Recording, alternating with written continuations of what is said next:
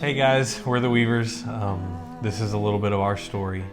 I grew up in a bluegrass family band. We traveled all over the country doing music. I met Peyton in 2019, January 10th, 2019, 6:47 p.m. Because he lives, I can face tomorrow. I grew up in Nashville, Tennessee. I was a pastor's kid for a lot of my life, and then moved down here after I graduated high school to work at Disney, and then met him at the church, and here we are now. He holds the future, and life is worth the living just because he lives. So I mentioned that I grew up as a pastor's kid for a good chunk of my childhood, and so ministry was definitely a part of our lives and a part of just my upbringing, and I grew up knowing the Lord, and I know that that's been like a huge calling on my life from a young age as well. And so really anything that I wanted included that in some form or fashion. Obviously I wanted to get married and have kids someday, and I never saw, I always pictured myself strong, healthy, full of life. Both of my parents are entrepreneurs, and so I grew up in that as well, and always thinking of new ideas and the sky's the limit, and so that's kind of where my mindset was growing up and into young adult years. I can face tomorrow because he lives. All fear is gone because I know he holds the future. I was a Girl Scout when I was a child, and went to Girl Scout camp, woke up one night covered with attached ticks everywhere. So pulled all the ticks off, went to bed, woke up covered in ticks again. Pulled them off, went to bed. It happened a lot. And so we didn't really think anything about it. I grew up in Tennessee. The ticks are just part of your childhood, really. And so we knew about Lyme disease, but you didn't really know, nobody really talked about it or what it can really look like. So in 2020, obviously we both got COVID, and a couple days went by. I bounced back pretty quick. Peyton was in bed for 3 months. And that's when the Lyme disease that had laid dormant essentially set up shop and took over. She had a emergency medical crisis in summer of 2024, in July of 2024, and that's where everything really kind of started downward pretty quickly. And there were days that we didn't know, am I going to wake up tomorrow? Yeah. But in that time, it was, what does tomorrow look like? Yeah. Is there tomorrow? Yeah. I can face tomorrow because he lives. All fear is gone because I know he holds the future, and life is worth the living just because. If I'm being honest, there was a lot of fear. There had been moments of anger, maybe in the past, before we had gotten married and everything, of just why is she having to go through this and deal with this? And a lot of that season kind of prepped me for this season. So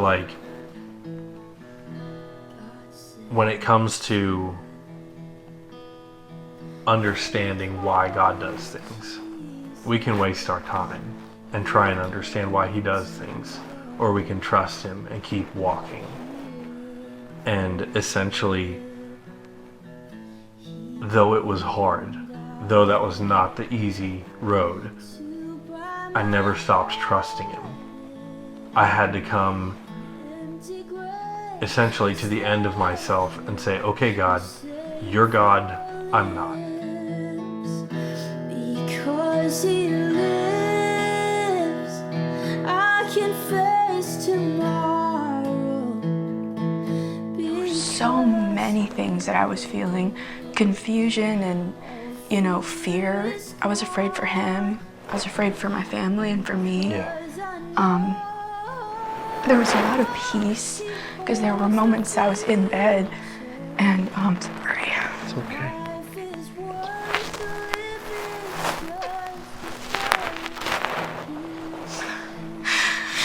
Whew. It's okay.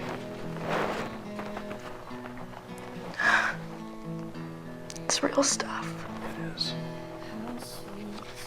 There were just moments I was in bed and I had just like these YouTube videos of just relaxing music with Bible verses just playing over and over again.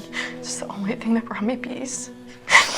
Because I didn't know if I was gonna be here the next second I opened my eyes.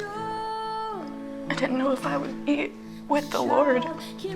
Yeah, so I mean, we just did Same God at church. Like, healer then, healer now. Savior then, savior then. Or savior now, provider then, provider now. He was so and is so consistent. One of the things I think that the Lord just made so clear during all of that, just in the trenches of uncertainty, because every day it was just a changing storm. And a lot of the times it felt like he was training us how to sleep with Jesus in the boat while the storm is going on. And he proves himself steady and consistent when everything else is changing constantly.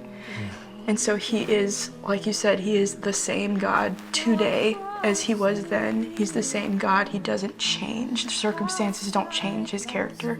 And that's a big thing that he really took us down, was he's not changing and he's not going anywhere. Doesn't matter how dark it gets, doesn't matter how hot the fire gets, that there's purpose in it and that he is the fourth man in the fire. He's not gonna leave you alone in it. So, in the spirit of knowing who holds the future, we're expecting. We have a little boy on the way, due in the beginning of September.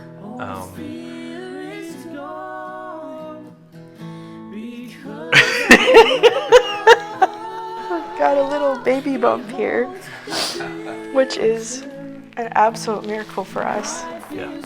God has done so much that is beyond what we could have even ever thought of or imagined, and so he's just been so kind and just given us so much that we had really surrendered, and like he said, just had to open our hands and go, I don't know if this is in the cards for us, even though it's a big dream. Yeah. It's a big dream for us, but you're sovereign God, and you know the plan, and just by his kindness and grace, he blessed us with that. Yeah. Which is amazing. We did not see that coming. No, we did not see that coming.